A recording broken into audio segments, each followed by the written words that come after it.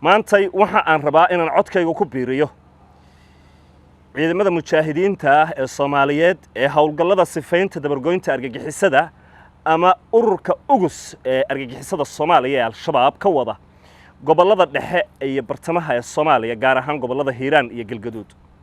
marka ugu horeysa waxaan u mahadcelinayaa ciidamada dawladda federaalka ee Soomaaliya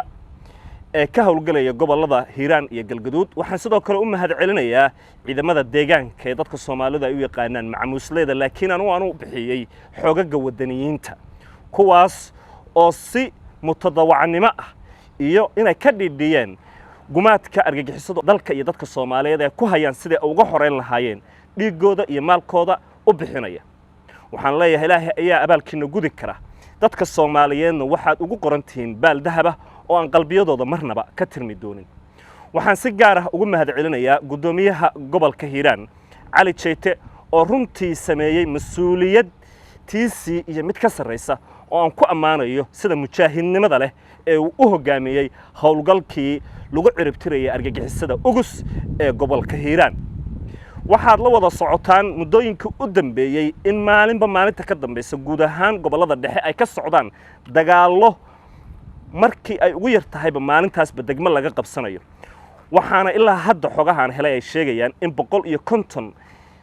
argagixisada ah dhiigooda la waray inta u dhaxaysa gobolada Galgaduud iyo Hiiraan ee Soomaaliya bartamaha Soomaaliya. dhammaantiin waxaan idin leeyahay Allah idinka abaalmariyo mas'uuliyadda aad dhabarka u guntanteen. waxaan sidoo kale la soconaa in waayada dambe ay socdaan dagaaladu maalinta ka dambaysan ay sii xoogaysanayaan oo hadda beesaskii 15 sano ay ka talinayeen oo ay kamid tahay degmada Ceelbuur lagu maqan yahay oo saacadaha iyo maalmaha nagu soo foole ay gaari doonaan ciidamada dawladda federaalka Soomaaliya u dirtay oo halkaas ka xoreyn doona ururka argagixisada Al-Shabaab. dawladda Puntland waxay u hambalyeynaysaa dhammaan ciidamada halkaas ka dagaalamaya waxayna sidoo kale dawladda Puntland mar walba garab istaagaysaa cid walba oo la dagaalamaysa argagixisada Soomaaliya dhibaatada ku ah. waxaana dawladda Puntland ay og tahay qirsan tahayna in ceebta iyo nabarka kaliya iyo cadawga kaliya ummadda Soomaaliyeed ay leeyihiin ay yihiin argagixisada Al-Shabaab. taas wixii ku baxaya dawladda Puntland dhankeeda waxay diyaar u tahay haday noqon lahayd khibrad haday noqon lahayd taakuleen iyo garab istaag walaalnimo intaba in ay dawladda Puntland ay ku bixiso. dhanka Puntland waxaan la farayaa dhammaan laamaha amniga ee Puntland gaar ahaan laamaha xuduudaha ee bariga iyo badda gaar ahaan gobolka Mudug waa xeebaha gobolka Mudug iyo badda xeebaha gobolka Mudug iyo bariga gobolka Mudugba bacdama ay socdaan hawlgallo si xawliya u soconaya oo lagu sifeynayo argagixisadii saldhigatay 15 sano ee la soo dhaafay gobolada dhexe ee Soomaaliya. waxaa jirta tilmaamo muujin kara in argagixisadu ay lug iyo si dhuumaaleysiya intaba ay ku soo galaan gudaha Puntland ayagoo isticmaali kara doomo ay xeebaha kaga soo degaan iyo iyagoo isticmaali kara xuduudda dheer ee Puntland ay la wadaagto dawlad deegaanka iyo dhinaca koonfureed ee gobolada dhexe intaba in ay qaab dhuumaaleysi ay ku soo galaan. laamaha amniga Puntland gaar ahaan laamaha xuduudaha ee ciidamada militariga sirdoonka iyo booliiska ee ku sugan gobolada Mudug iyo guud ahaan Puntlandba in ay feejignaan dheeriya sameeyaan oo ay si gaar ah isha ugu hayaan cid allaale cidii ka soo tilaabaysa xuduudda Puntland. dadka shacabka ah ee muwaadiniinta ah ee reer Puntland meel walbo ay joogaan waxaa laga codsanayaa ama laamaha amniga ay ka codsanayaan iyo dawladooduba in ay noqdaan dad dhiifoon taxadarkoodu sareeyo cid allaale cidii ay ka shakiyaan haddii aad ku sugan tahay miyiga gobolka Mudug iyo haddii aad ku sugan tahay xeebaha gobolka Mudug intaba cid allaale cidii aad ka shakido oo deegaankaaga aad u aragto inay ku cusub tahay waxaa laga doonayaa in aad la xiriirtid xarunta saldhig ama laamaha amni meesha kuugu dhow oo aad xiriir ka hayso inaad la xiriirtid muwaadin. arrintaasi waxa weeye adiga mas'uuliyad gaar ka saaranta sababtoo ah dawladda iyo laamaha amnigu ma shaqayn karaan haddii aysan shacabku shaqayn.